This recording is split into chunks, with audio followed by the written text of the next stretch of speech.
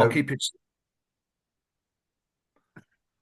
Good afternoon, everybody, and welcome to another edition of Unsung Heroes, the place where we talk to musicians because they've all got a story to tell. And today's guest is no exception.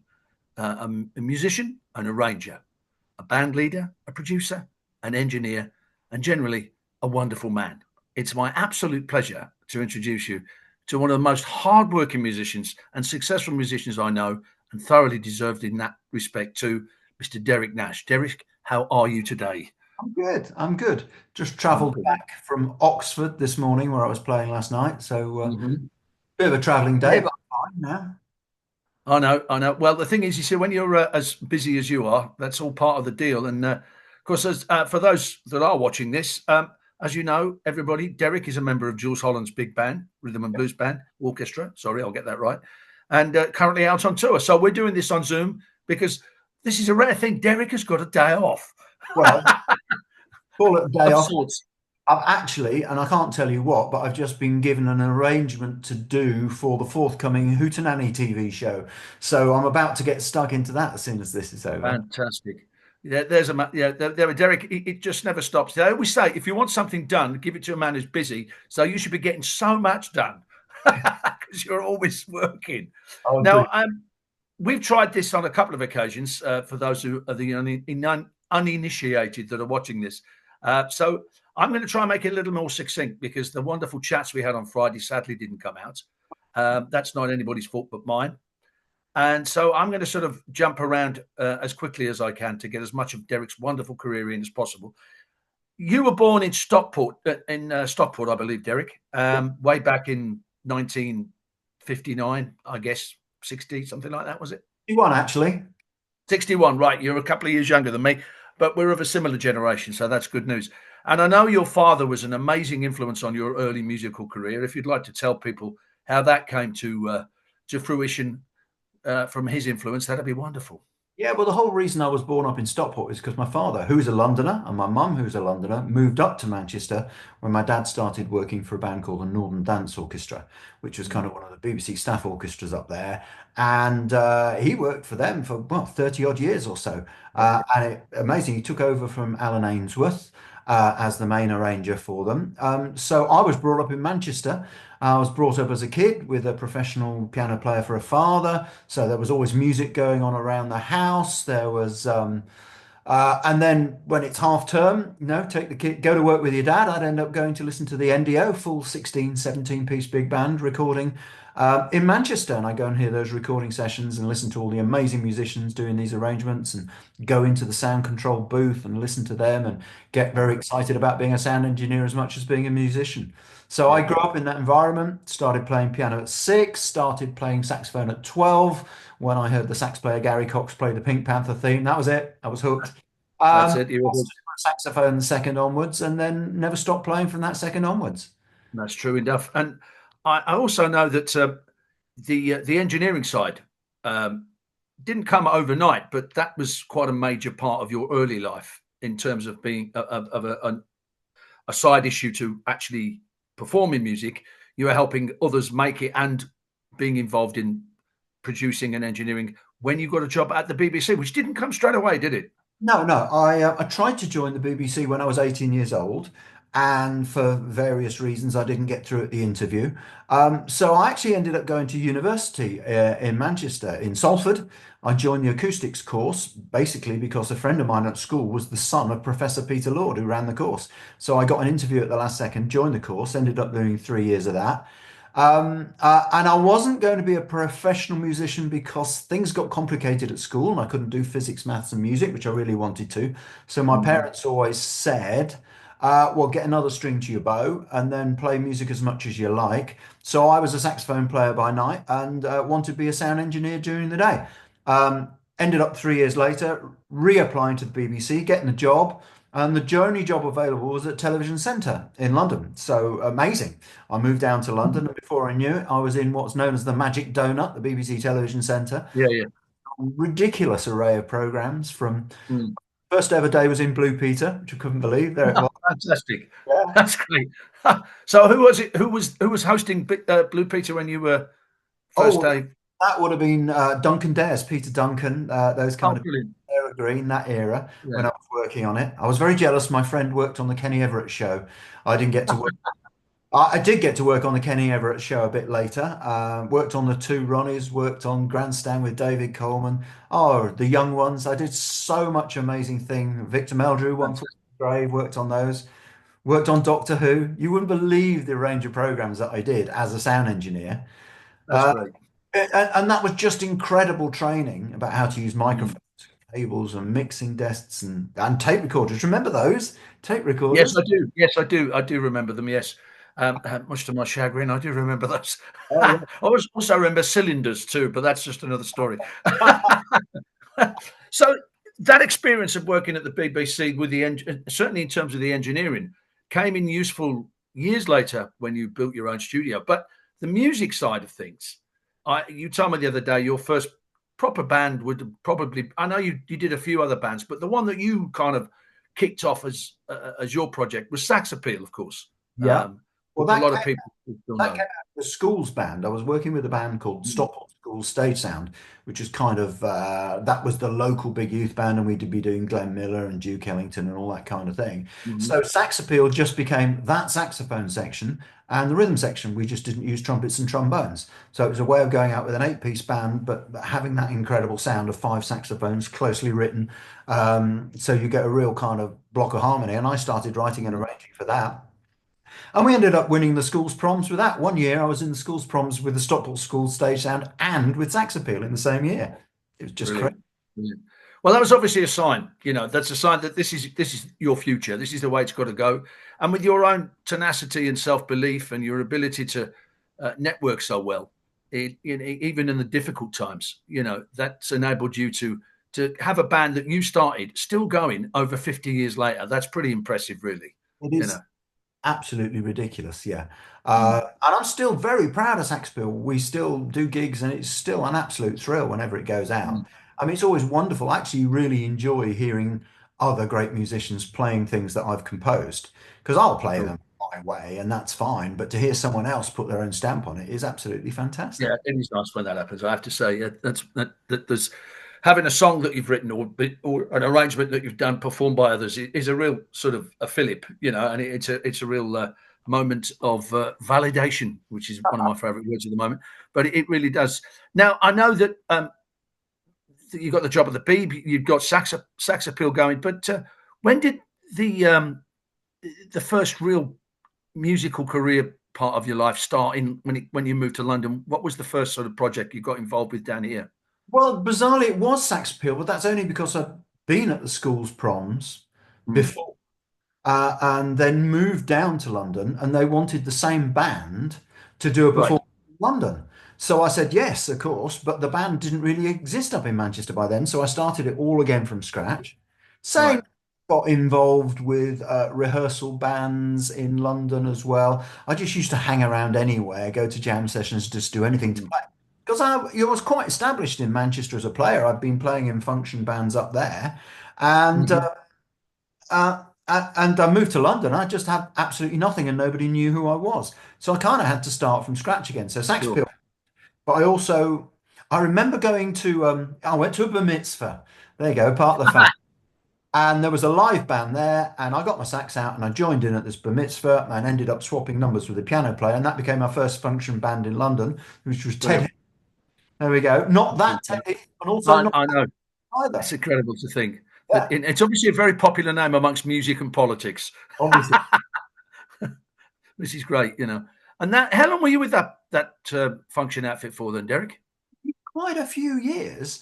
And Mm. it was actually working for Ted Heath and making a mistake and going to the wrong venue at Southend Airport, where there were two bands, one on the ground floor, one on the upstairs floor. And I went to the wrong band, which is how Roger Cotton, and that started me with Gambler Soul Survivors, which meant I met you, the fabulous Absolutely, Paul. yeah. Yeah, well, we've all got our crosses to bear, Derek. I'm so sorry about that. Right, But, fabulous.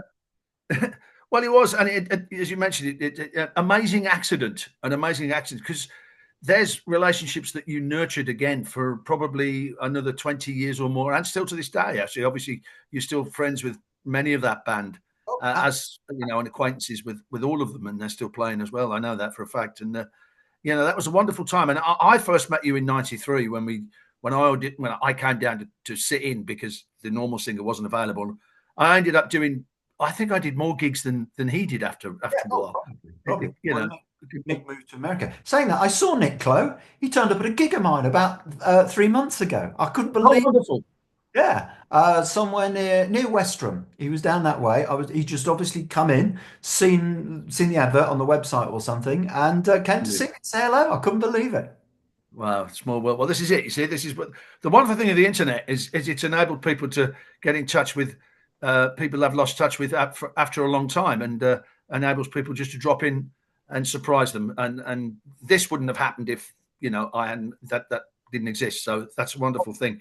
Now to move on, because of our constraints of time, um, the Gambler Soul Survivor that went on, you know, as I say, but you were doing other things as well, weren't you? I mean, you had your own jazz quartet and you've got I, other bands that you've been in, you know.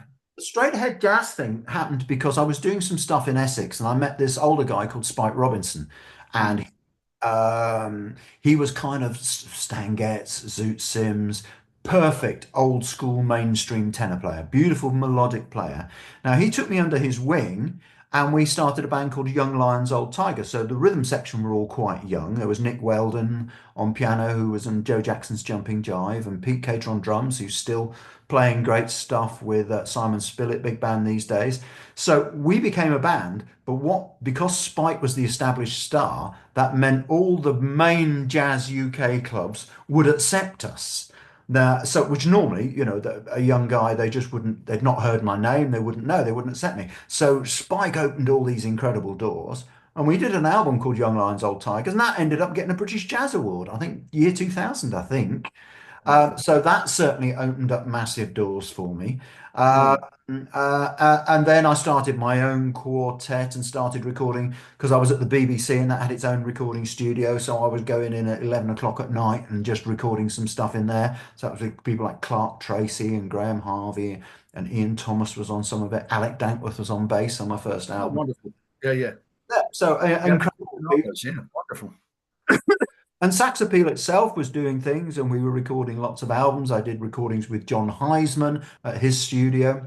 Oh, wow. And due to that, I got in with Barbara Thompson, and in fact, I ended up playing with Barbara Thompson's big band at one stage, and we did some tours and some Right. festivals and things. And then Barbara Thompson came and guested with Sax Appeal.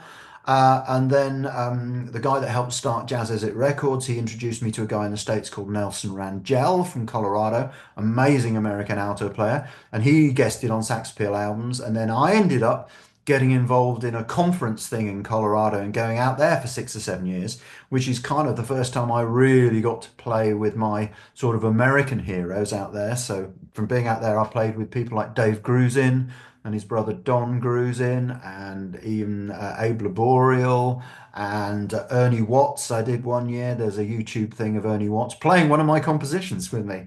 Uh, Fantastic. Amazing. I Yeah. like that. Yeah. I mean, it's just, you know, from that initial um, sax appeal moment of winning the award and playing at the Royal Albert Hall, as you told me, to where you got to there in America with Heroes. You know, that's always a wonderful moment for any musician to play with.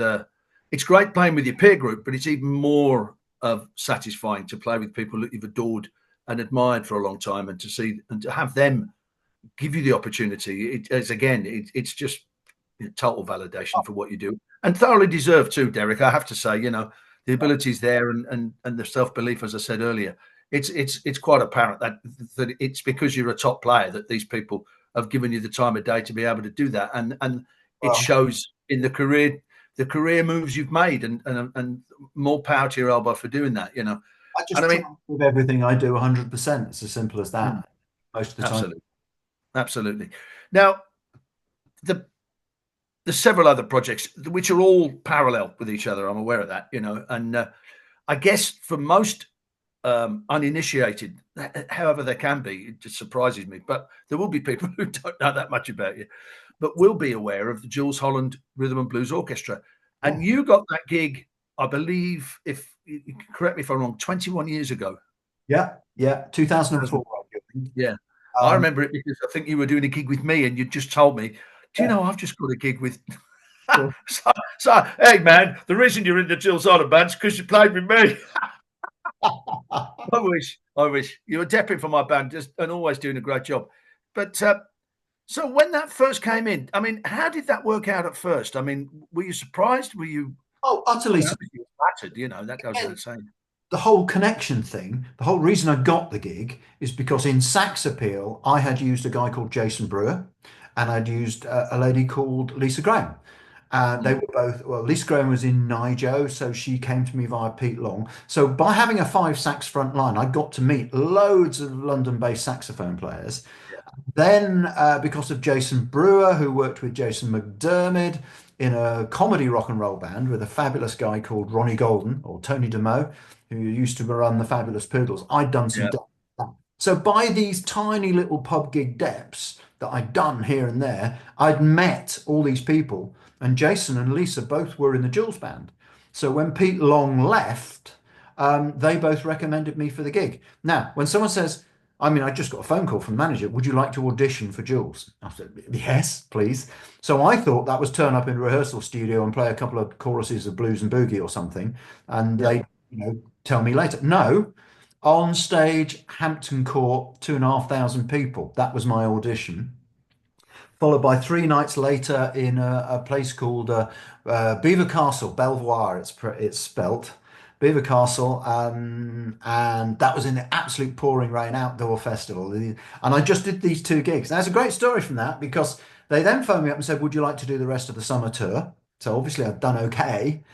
And I said, yes, there's a few I can't do, but I did all of that. And then it just went quiet. And I looked and I saw all these gigs coming up for the winter tour. So I said, I phoned them up and I said, would you be interested in me doing any of the winter tour? I said, I'm happy to do it, but I've got some commitments and I'd need to get rid of them. So they said, all right, yeah, let's do the winter tour and see how it goes. Now, that was the last time I asked whether they wanted me. So I don't have a 21 copy. years later, you're still Anyway, the new boy. I'm still there. Yeah. He's still the new boy. But like Ronnie Wood in the Rolling Stones, he joined in 1975, but he's still the new boy. You know, it's ridiculous. But Yeah. no, I mean, it's wonderful. And I mean, you know, everybody watches the Hoot Nanny and everybody watches later. I know you don't do later all the time, but the Hoot Nanny is, you know, you've done 20, 21 of those, whatever. And I mean, the list of names, as we always have that little bit of fun on this show, the name drop in. But as I mentioned the other day, I think we need to skip to actually have all the ones that you backed up, you know. And I mean, you're from the very biggest names, you know, and they haven't really dropped below that level much. But there is one in particular, which is a story that I know we've touched on before, but the people out there would love to hear it because it's a beautiful story about a record and a cassette that you had in 1972 with four specific songs on it, and was one in particular Yeah. which you got to play one of your all-time favorite tunes with the guy who actually sang the original, even Yeah. though he arguably isn't as big as some of the other names. Oh, yeah. No, But no. it To meant a lot me, to you. my God, was that a special moment? It was Mott the Hoople, Ian Hunter, All the Young. First cassette machine my parents ever gave to me, American Pie, All the Young Dudes, Rocket Man, and Rock and Roll. Hey. Yeah, yeah, yeah. Well, no, The name is just, I yes, was massive. Dad. No. So to get to do that, it's the only one of those four. Well, I'm not going to get to play with the last one. I'd love Don McLean. I don't know. Elton John. I'd love to do that, but I don't think that's going to happen. Well, yeah, you don't know. I mean, You never know. No, that's very true. I mean, 20 years in, it's say, oh, by the way, yeah. you're going to have a number one album with Rod Stewart. And that's 20 years into the career. And you think, I didn't think I'd ever end up on a number one album. Well, what was Rod like to work with? He Because was, that's that. You know, I saw you on the video where you're out in some sort of street square or something doing a video for one of the tracks, oh, yeah, and there. I mean, was he good to work with? he was fantastic. What I loved is he wants to be one of the lads all the time. Mm, He doesn't want to, he's perfectly happy. I remember when we did the video for there was a proper promo video that was made. And firstly, I was amazed because he was even then 78, 79. yeah. He gave it his all day long, 100% total pro, never wavered, was there all day. And the second it's finished is right, lads, to the bar. Come on, I'm buying. And we just went to the main pub. We did it in a little pub in Balham that's got a little Right. theatre in the round. That's where the video shoot was done. And he didn't care. Punters in, said hello to everybody, signed autographs, totally down to earth, totally happy. No ifs, no buts. And he was in the chair. I'm in the chair, boys. Come on, let's have a drink. Well, So there was none of what did this. he buy you, by the way? Did you? What was it? Double Scotch or a large brandy? Well, I think at that stage, it was a good pint of good old British beer. Uh, Ah, that's the way to do it, man. That's the way to do it. Yeah, superb. And I mean, of course, the current tour it has just started. I mean, how many dates you got left? About 20? yeah, yeah. I think it's 30 dates the tour. We've done eight, so that must be 22 still to go. This is with Right. Imelda May as the big guest this tour. And Good it's one. just been announced that we got Roachford next year, who I've Oh, only one. worked with once before with the Ronnie Scott's Blues Explosion. Uh, Mm. but that's really good. I think he's going to be fantastic. Now, that's another little offshoot. And the reason I mention that is because I was lucky enough to do it a couple of times with you, which was wonderful. But how did that come about? I mean, was that put together by an agency that wanted to fill up a Sunday night at the Ronnie's as it was a dead night normally, or how did that come together? What, the Ronnie Scott's Blues Explosion? Yeah, yeah, I mean, that happened again. Well, that's probably, I think Winston Rollins, the trombone player, was involved with a particular agency at the time. And I think the agency were in negotiate. Ronnie's had come up with this idea of having a Scott residency band. So there's Natalie Williams' Soul Family, there's the Ronnie Scott's big band playing the swing stuff, there's the Blues Explosion. I think there's a funk night as well. So we all get a Sunday night. Um, and I mean, Ronnie's has expanded and expanded now. But that was just, well, let's try it for a bit. And here we are 15, 16 years later with yeah. that. Incredible. I And, know. and as a result of that, one guest we had one month was this bloke called Jack Bruce, who came down and, like Victor Kayam, said, I like this. Would you like to be my band? So we became Wonderful. Jack Bruce and his big blues band, and we toured all over Europe with Jack Bruce for a couple of years. We did the last album with him. It was fantastic. So that was an incredible thing. Yeah, and I mean, I mean, I know the old adage is being in the right place at the right time, but you have to earn that right, And the reason you've managed to achieve all those opportunities is because you're so good at what you do that people can't really say no, because they'd be fools to basically. Well, So, okay. I mean, adage works, but the advice I give to young musicians is keep being in the right place, and eventually one of those will be the right time. But you can't get that unless you're in the right place, and that means doing funk gigs, doing swing gigs, doing weddings, doing parties, doing function bands, doing sweaty back rooms of pubs. Because all my big breaks have come from the most unexpected little corners. But as long as sure. you play as well as you can in some tiny situation, you never know who's going to hear you. Absolutely. That's an adage I'd use for if I had to give advice to anybody to say exactly the same thing. Because it's kind of what we brought up with, but it is the basis of how to get on in this business. Sometimes, I mean, I know the world's changed now. I know the internet is important and all that. I get that. But, the good old fashioned slogging your guts out around the pubs and clubs, it still means something because you've got a solid foundation there. You're not, you've got something, and you've also got something to fall back on. If it didn't quite work out, you could still do those things and get as much out of it. Now, there's several other projects you've been involved with. Uh, your acoustic quartet has won awards Yeah, and done several albums yeah, yeah, yeah. and found all the best jazz venues in Britain and Europe to play at. Wonderful. Yeah. You had you've got Protect the Beat, which you put together Yeah, with. that was I love that band and I still love to do it more often. The problem with that is that it really only works with Darby Todd, the drummer, because we started it together. And Darby is now touring the world with Devin Townsend or Martin Barr or Key Marcello. So he's become a sort of progressive rock drummer extraordinaire. So it's hard for us to put together, which is such a shame, but that's what happens when people are really good. They get Yeah, snapped. absolutely. And they go out of your price range too. Which can also be quite an overriding factor when somebody says to you, "Yeah, Paul, but you're not really on my radar." You know what they mean? You're not really in my price range. Okay, fair enough. So, I mean, the thing is, you've got to keep going with all the things you've got, and you've got to keep the balls balanced. But there's one show in particular which I'm so impressed with because I know the guy who fronts it with you, and I've interviewed him too, Mr. Noel McCullough. Is your wonderful, some kind of wonderful Stevie Wonder show, Yeah, which I didn't realize till you mentioned it the other day. It's 10 years you've been doing that now. I yeah. can't believe it's been that long. I only It's thought it was about 4 or 5, but it's 10 years. That's incredible. What was it's the first gig with that? Can you remember? Well, I think the first gig was actually a place called Crazy COX, which is a tiny little basement place not far from Eros. But it came together because I just did a private party and Noel was on it. And I'd always wanted to play with Noel. Yeah. Uh, Ever since I used to, first in London, I saw him with Morrissey Mullen and I just thought he was amazing. But then he joined Manfred Mann's Earth Band. So he was in Europe pretty well every weekend.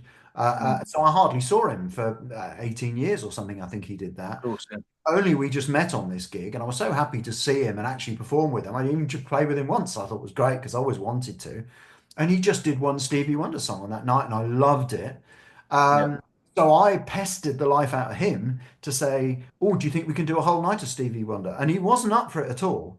Mainly Uh, because I just felt Stevie is still here. Stevie is still amazing. Stevie is kind of untouchable territory. sure. But he does such a fantastic job of it now, and people have said. Well, he's a wonderful singer. He's a lovely man, and he can turn his voice to pretty much anything. But it's always still Noel McCullough, which is a wonderful thing, really. Well, And you we know, don't call that show a tribute. We call it a celebration because yeah, we do not do it note for note. We do not dress up. He doesn't wear a no, caftan and pretend to be blind on stage or any of that no. business. When you got great music like that, there's not, and you can add your own interpretations to things. The root of it all is, as you say, it's a homage, it's a celebration. Yeah, That's what it should be about. The tribute word gets thrown around a little bit too loosely, I in know. my opinion. Because you can play great music and you're paying homage to it, but you're still putting yourself in there.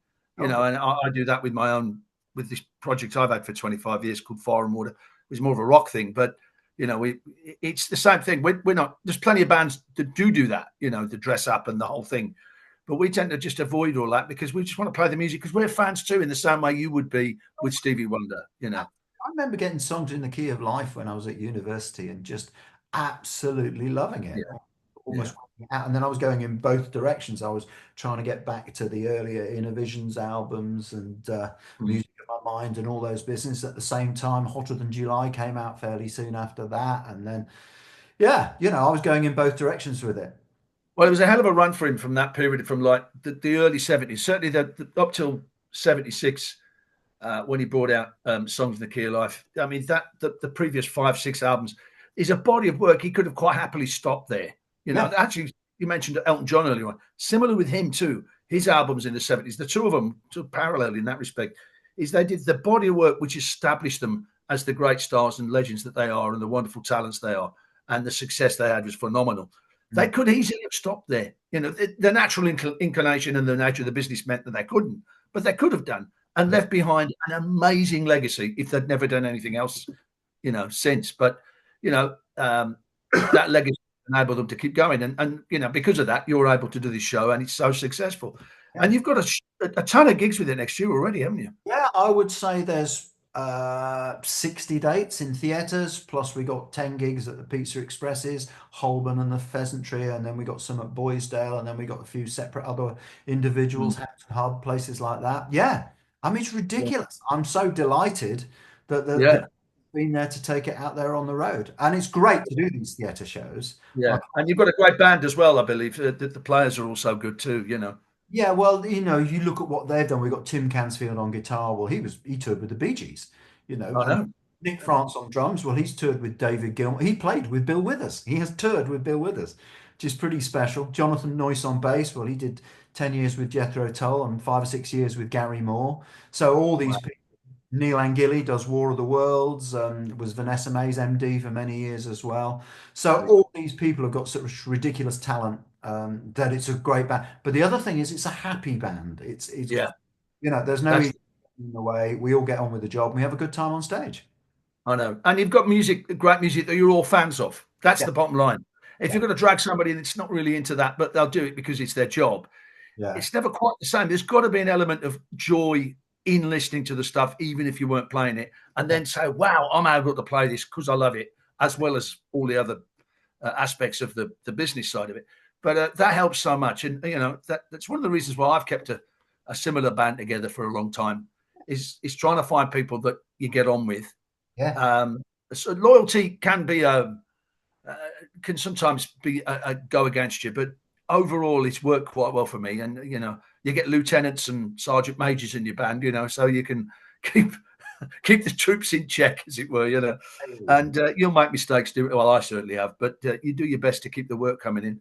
Well, But that's not the talent that you have as being a band leader and an organizer, because there's so much stuff people don't realize goes on behind every gig you do. I'm just yeah, literally now I'm sorting out paying people for Ronnie Scott's Blues Explosion, and at the same time I'm sorting out sending people emails about what time they've got to be there for the rehearsal tomorrow at Holborn to do the sound check. And in fact, I've got to contact the sound engineer there to make sure we got the right gear waiting for us when we get there. And at the same time, trying to fix a Picante Latin band gig for May next year. So I'm trying to do there all you those. go. I know, exactly. People don't see that side of it. And that was the other band I was coming round to talking about before we sort of wrap this up.